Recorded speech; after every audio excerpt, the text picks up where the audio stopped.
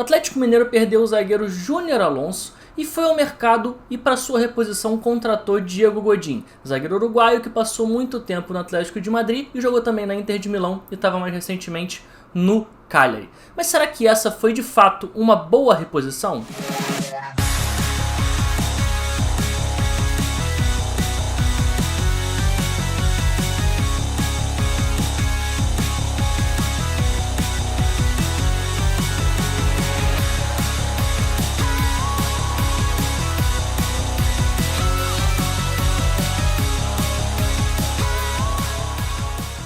Fala galera, Bruno Pet na área para mais um vídeo e hoje para falar sobre a contratação de Diego Godin pelo Atlético Mineiro. Atlético Mineiro que perdeu um de seus principais jogadores, o Júnior Alonso, que foi vendido para o Krasnodar e teve que ir ao mercado em busca de um substituto. Então o Atlético Mineiro foi no mercado e trouxe o zagueiro experiente, o uruguaio que estava no Cagliari, o Diego Godin. E bom, vamos começar aqui falando sobre alguns dos pontos fortes no jogo do Diego Godin. Primeiro aspecto é que ele é muito bom no posicionamento, principalmente no posicionamento defensivo. Ele é um cara que tem uma mentalidade zonal para entender o que se passa à sua volta e saber qual movimentação ele tem que fazer para poder proteger a sua área. Então aqui é uma jogada de ataque da Lazio contra a Inter de Milão e repara que ele está com o tronco direcionado para um lado. Quando ele percebe que a jogada vai sair pelo outro e o outro lado está mais despovoado e tem um espaço maior, ele já começa a fazer o giro de tronco, muito por conta também do adversário estar fazendo e conduzindo essa bola para dentro, olha e quebra o pescoço para identificar se tinha algum adversário vindo, ele percebe que esse adversário está vindo e começa a meio que correr para trás para evitar que entre esse passe para o adversário e esse adversário consiga sair na cara do gol. Ele vai lhe dando uma temporizada e no momento em que o adversário define então que vai dar um passe para o outro companheiro, é um momento em que ele vai tentar subir para pressionar. Mas no meio desse caminho, ele percebe que o camisa 10, ao invés dele dominar de direita para bater, chutar de fora da área ali, ele vai tentar cortar em direção à linha de fundo. E o Godin, ele consegue ler muito bem essa jogada. Ele então redireciona o corpo para proteger as suas costas e consegue no corpo, e aí tem mais um aspecto positivo no jogo dele, esse jogo físico, ele consegue colocar o corpo na frente, tomar a frente e consegue retomar a posse de bola, fazer o desarme e ficar com a posse para Inter. E essa questão de saber girar o quadril para saber qual lado ele tem que proteger é muito forte no jogo do Godin. Reparem nesse outro lance aqui, como no início da jogada ele está em direção à linha de fundo, em direção à profundidade, mas ele percebe que quando o adversário começa a conduzir a bola e cortar para dentro,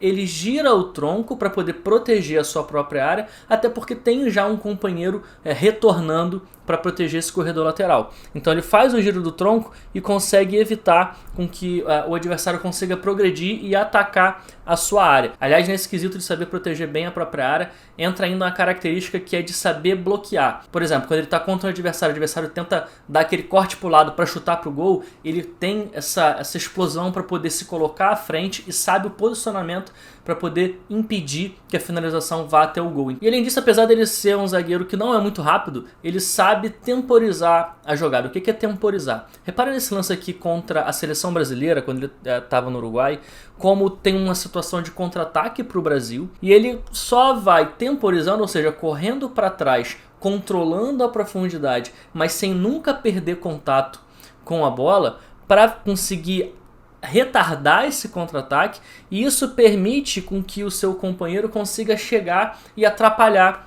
o ataque do Brasil. A partir do momento em que o companheiro dele consegue atrapalhar e o jogador do Brasil perde um pouquinho do contato com a bola, aí sim, ele corre para frente, pressiona e consegue fazer o desarme no momento certo, no timing exato. E ele é um cara que tem muito essa noção de timing, né? Então apesar dele, de novo, ele não ser um zagueiro muito rápido, ele se antecipa muito bem aos seus adversários. Então ele percebe que às vezes um passe sai um pouco errado, ele tem essa iniciativa de mudar um movimento, subir para pressionar e tentar fazer a antecipação. E ainda dentro dessas características defensivas, o Godin ele tem uma característica que ele chama de ambidestria funcional, que é a capacidade que ele tem de usar o pé não dominante, ele é destro, então de usar a perna esquerda para poder tomar algumas ações no jogo. E uma das ações que o Godin consegue fazer com a perna não dominante de canhota é o desarme. Então reparem nesse lance aqui, por exemplo, como ele vai tentando proteger a profundidade, vai ali temporizando, e no momento em que o adversário tenta cortar para dentro, ele consegue usar a perna não dominante dele para fazer o desarme. Nesse outro lance aqui é a mesma coisa, ele vai protegendo a profundidade, vai correndo ali, temporizando junto do adversário. Na hora que o adversário tenta cortar para dentro, ele coloca a perna esquerda para fazer o desarme com a perna esquerda e consegue sair jogando. Então ter essa variação de saber desarmar tanto com a perna direita quanto com a perna esquerda é um indicador muito positivo para um zagueiro. Além disso, ele também é muito forte nos duelos aéreos, no jogo aéreo, principalmente em bola parada. Ele é muito forte, ele tem muito tempo de bola para fazer esse cabeceio e ele tem muita força física, muita imposição física para ganhar do seu oponente ali na disputa pelo espaço para poder subir e cabecear para o gol. Aliás, ele fez 2 gols importantíssimos na época de Atlético de Madrid, sendo um deles o gol que deu o título do Campeonato Espanhol no jogo contra o Barcelona, e também fez gol em final de Champions League. Em último aspecto positivo é a capacidade que ele tem de liderança. Ele foi capitão no Atlético de Madrid por muito tempo, ele é capitão da seleção uruguaia há muitos anos, então ele tem essa capacidade de ser um líder, de ser um ponto focal dentro do seu grupo. Bom, no que diz respeito aos pontos negativos, o que a gente pode ressaltar no jogo do Diego Godin é, primeiro, a dificuldade que ele tem de recuperar o espaço às próprias costas, ou seja, como ele é um zagueiro mais lento, se ele está ali no mano a mano e ele perde a disputa, o atacante consegue passar dele, ele tem muita dificuldade de girar o tronco e correr para trás. Isso sempre existiu no jogo dele, então hoje, com 35 para quase 36 anos, isso fica ainda mais evidente. E um outro aspecto negativo é a capacidade dele de construção, ou seja, com bola no pé, de encontrar um passo de ruptura. Ele até tem algumas boas conduções no momento, na época de Inter de Milão dele, que jogava com 3 zagueiros, ele jogava pelo lado direito, basicamente, majoritariamente, e muitas vezes ele conseguia ali fazer uma condução e tal, mas na hora de encontrar o passe, se fosse um passe um pouco mais complexo, ele não tinha capacidade de acertar. Então agora que a gente já fez esse mapeamento do Diego Godin, para a gente entender se ele foi uma boa contratação, a gente precisa comparar com o jogador que saiu, que foi o Júnior Alonso. Primeira, capacidade de liderança. O Júnior Alonso era o capitão do Atlético Mineiro.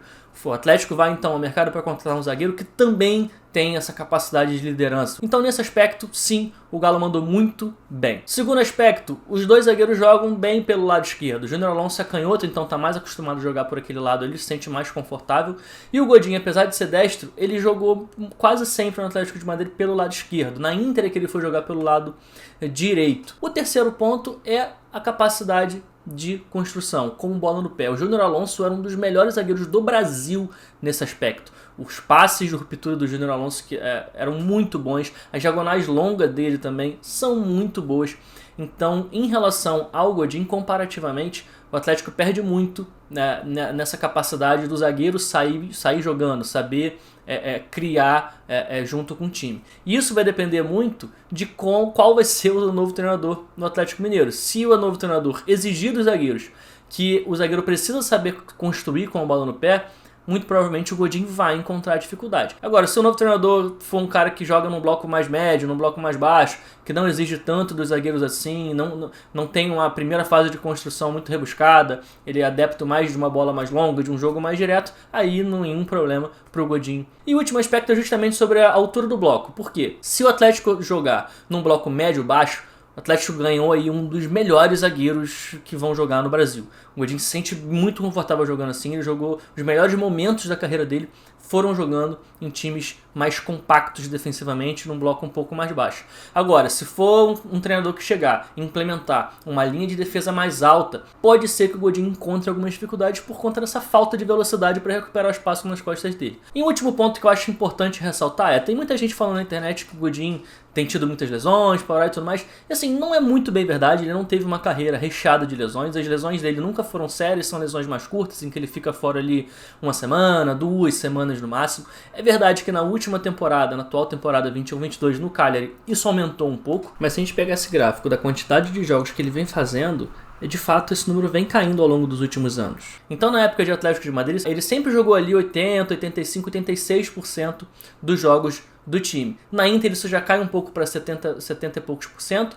No Cagliari isso cai para 70% na primeira temporada e na atual temporada isso caiu bastante por conta das lesões em sequência que ele teve e ele conseguiu pouco mais de 50% dos jogos só. Então, bom, eu queria ouvir de você agora. Você acha que o Diego Godin foi uma boa contratação do Atlético Mineiro? Foi uma boa reposição ao Júnior Alonso? Eu acredito que isso vai depender muito do novo treinador que vai chegar no clube e dependendo aí das ideias que ele for implementar, pode ser uma excelente contratação, como pode ser uma contratação não tão boa assim.